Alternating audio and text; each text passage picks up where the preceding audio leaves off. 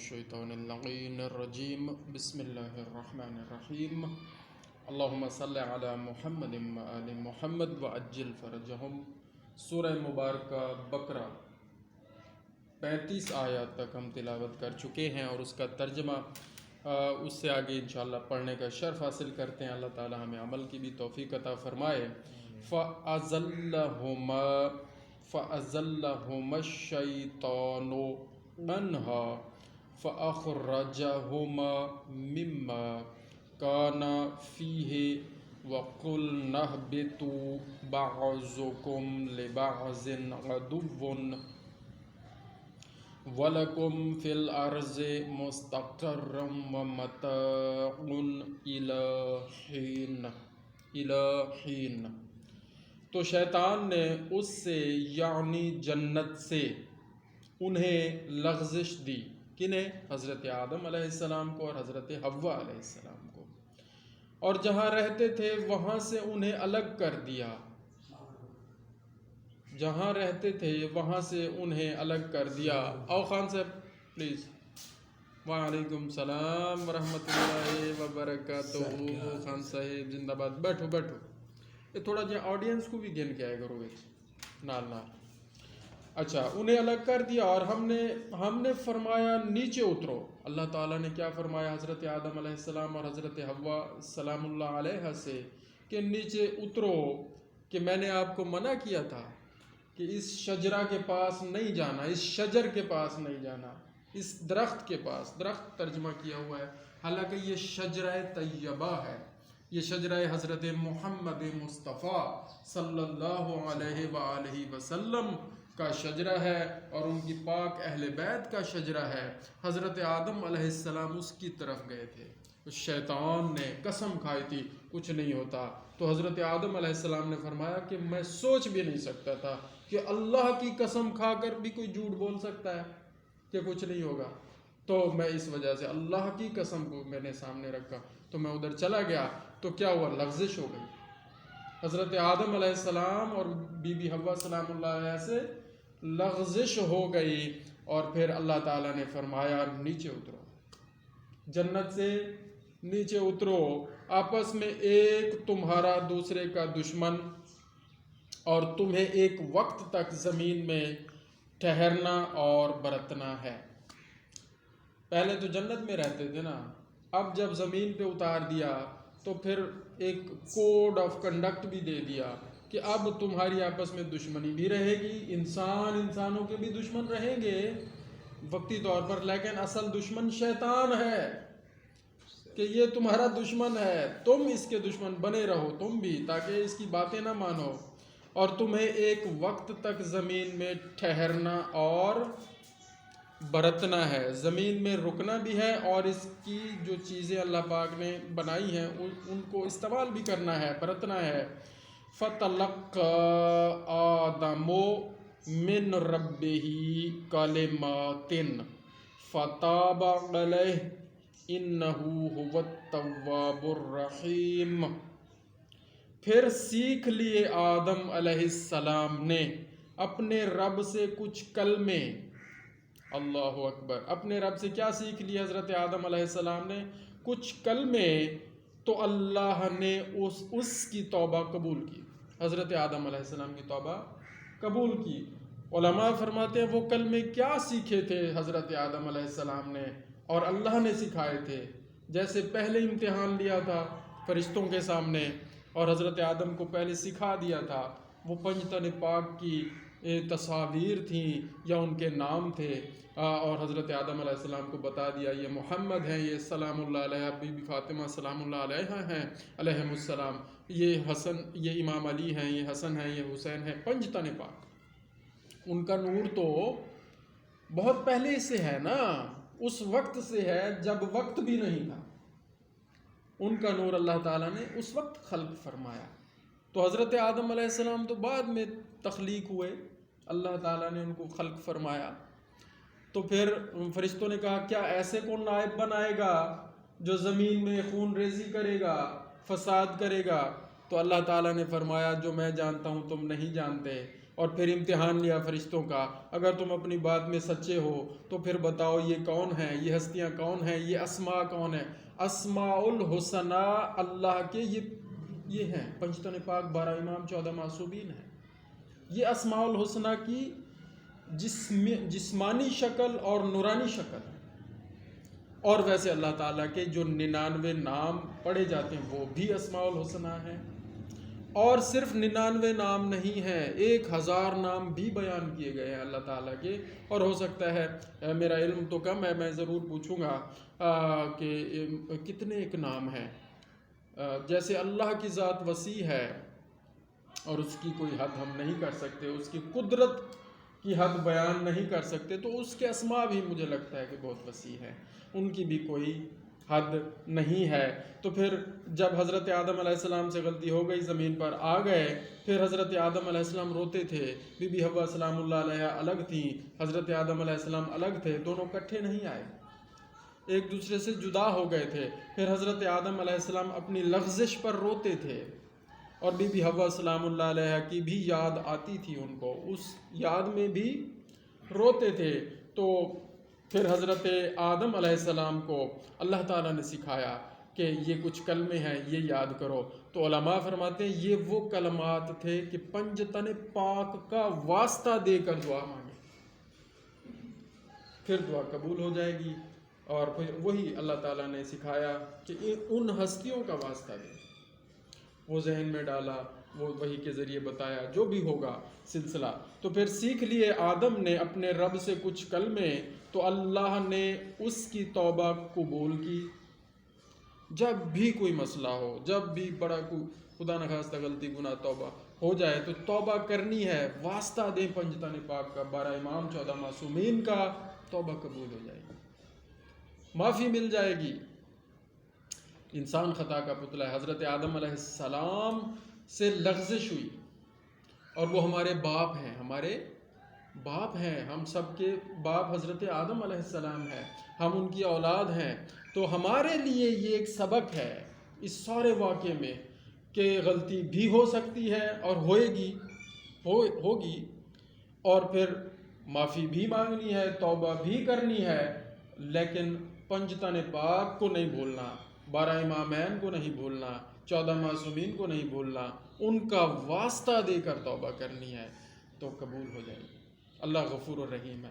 اللہ پاک نے فرمایا میں ایک چھپا ہوا خزانہ تھا، میں نے ارادہ کیا کہ میں پہچانا جاؤں، تو پھر میں نے کیا کیا، نور محمد مصطفیٰ صلی اللہ علیہ وآلہ وسلم کو خلق فرمایا، اور پھر اس نور سے مولا علی کے بارے میں فرمایا، علی کا نور خلق فرمایا، پھر اس نور سے سیدہ کا بھی نور ساتھ خلق فرمایا، پھر امام حسن کا نور خلق فرمایا، پھر امام حسین کا نور خلق فرمایا علیہم الصلاۃ والسلام۔ تو اللہ تعالیٰ نے اپنی پہچان کے لیے یہ نور پہلے خلق فرمایا، پھر فرشتوں کو بعد میں خلق کیا۔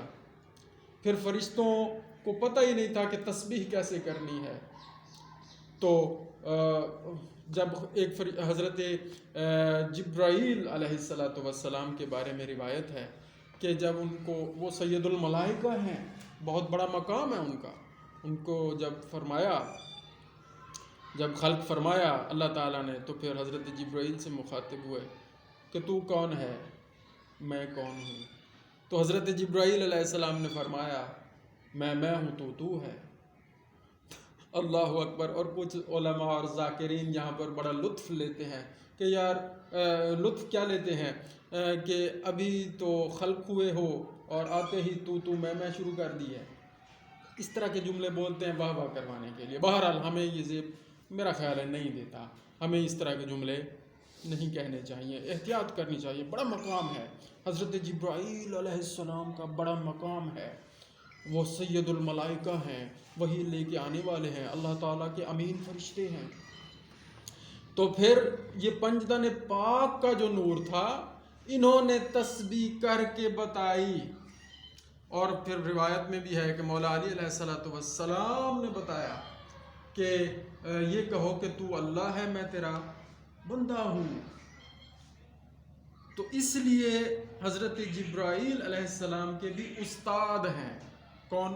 مولا علی علیہ السلام اور پنجتن پاک کا نور، اس وقت انہوں نے تسبیح کرنا سکھائی کہ تسبیح کیسے کرنی ہے، عبادت کیسے کرنی ہے، تقدیس کیسے کرنی ہے. تو اس لیے ہم کہتے ہیں استاد الجبرائیل مولا علی علیہ السلام. مولا علی علیہ السلام کا مقام پھر دیکھیں، حضور پاک کے بعد مقام ہے ہی مولا علی علیہ السلام کا.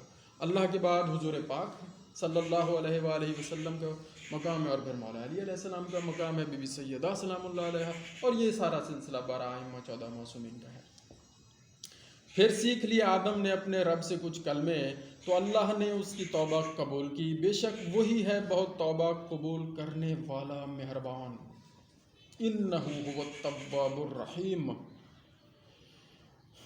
قل نہبطوا منها جميعا فإما يأتينكم مني هدى فمن تبع هداي فلا خوف عليهم ولا هم يحزنون. ہم نے فرمایا تم سب جنت سے اتر جاؤ. اللہ پاک فرما رہے ہیں ہم نے فرمایا تم سب جنت سے اتر جاؤ، پھر اگر تمہارے پاس میری طرف سے کوئی ہدایت آئے تو جو میری ہدایت کا پیرو ہوا اسے نہ کوئی اندیشہ نہ کچھ غم. اب جنت سے اتر جانا ہے کیونکہ غلطی ہو گئی ہے، لغزش ہو گئی ہے، آ گئے ہیں. اب وہ لغزش بھی ہو گئی، توبہ بھی قبول ہو گئی. پھر اللہ پاک نے کیا فرمایا؟ ہدایت. اب ہدایت آئے گی اور اس ہدایت کی پیروی کرنی ہے، اور جو پیروی کرے گا اس کو کوئی اندیشہ نہیں، اس کو کوئی خوف نہیں ہوگا اور اسے کوئی غم نہیں ہوگا. کسے؟ جو ہدایت کی پیروی کرے گا. اور ہدایت کون ہے؟ قرآن ہدایت ہے. ہم نے شروع میں پڑھا ہے ہدی للمتقین، قرآن متقیوں کے لیے ہدایت ہے. اور قرآن یہ جو لفظی شکل میں ہے، یہ لفظی شکل میں یہ قرآن ہمارے سامنے موجود ہے. اور نورانی شکل میں قرآن کون ہے؟ 12 امام 14 معصومین ہیں، سید الانبیاء مولا علی اور تمام سلسلہ یہ ہیں. ان کو ڈھالیں لفظوں میں تو یہ بن جاتا ہے قرآن. ان کو نور میں ڈالیں تو جسمانی شکل، عملی شکل دیکھیں تو وہ ہیں، وہ قرآن ناطق ہیں، بولنے والے ہیں. یہ قرآن صامت ہے جو کہ خاموش ہے، جس کو سمجھنا پڑتا ہے، پڑھنا پڑتا ہے. سمجھ آ رہی ہے آپ کو؟ والذین کفروا وکذبوا بآیاتنا اولئک اصحاب النار هم فیہا خالدون.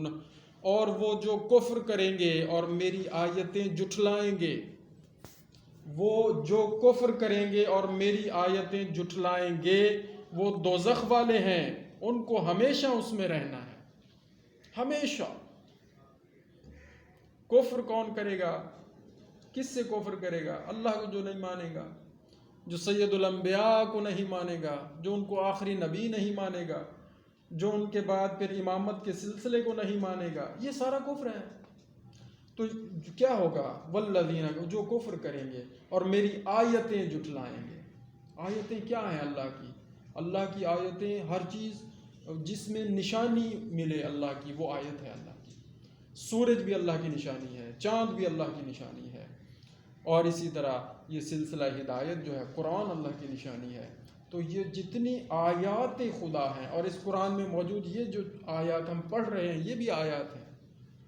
تو سارا کیا ہے؟ جو ان کو نہیں مانے گا اور میری آیتیں جھٹلائیں گے وہ دوزخ والے ہیں، ان کو ہمیشہ اس میں رہنا. اور آخری آیت پڑھتے ہیں اور پھر اس کو تمام کرتے ہیں آج کے ذکر کو.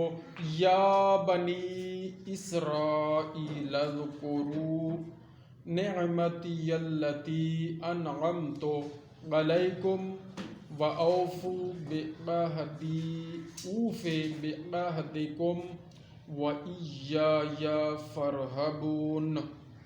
اے یعقوب علیہ السلام کی اولاد، یاد کرو میرا وہ احسان جو میں نے تم پر کیا، اور میرا عہد پورا کرو. میں تمہارا عہد پورا کروں گا، اور خاص میرا ہی ڈر رکھو. فَإِيَّايَ فَارْهَبُونِ. فرحبون، اور خاص میرا ہی ڈر رکھو اور کسی کا خوف نہیں رکھنا۔ ڈر کیا ہے؟ کہ کہیں اطاعت سے روگردانی نہ ہو جائے، یہ ہے ڈر۔ یہ نہیں ڈرنا نعوذ باللہ جیسے بچے کو ہم ڈراتے ہیں، وہ بھوت آیا، وہ جن آیا، وہ فلاں آیا، وہ ڈر اور ہے۔